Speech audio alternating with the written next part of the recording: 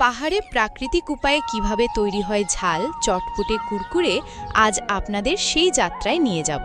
প্রথমে আমাদের সোনালী মাঠ থেকে ভালোবাসা দিয়ে কেটে আনি গমের ফসল। মাঠের মাঝখানে স্তূপ করে রেখে দিই যাতে সূর্যের উষ্ণতায় সেগুলো শুকিয়ে যায়। কয়েকদিন পর লাঠি দিয়ে পিটিয়ে আলাদা করি গমের দানা। তারপর ছাঁকনিতে ছেঁকে ভুসি থেকে পরিষ্কার করি আর পেয়ে যাই সুন্দর মোটা দানা। এবার সেই দানা পড়ে ঐতিহ্যবাহী দেশি চাকিতে, যেটা আমাদের প্রিয় ঘোড়া মতি ঘোড়ায়। চোখের সামনেই দানাগুলো পিষে পরিণত হয় তাজা আটা। এরপর আবার ছেঁকে নিই মিহি করে, যাতে কুরকুরেগুলো হয় একেবারে পারফেক্ট। এই আটার সঙ্গে মেশাই একটু নুন, জিরে, গোলমরিচ গুঁড়ো আর জল। ভালোভাবে মেখে দিই। তারপর ঐতিহ্যবাহী মেশিনে ভরে পাতলা পাতলা কুরকুরের আকারে বের করি। সেগুলো কিছু ঘন্টার জন্য রোদে শুকোতে দিই যাতে মচমচে হয়ে ওঠে।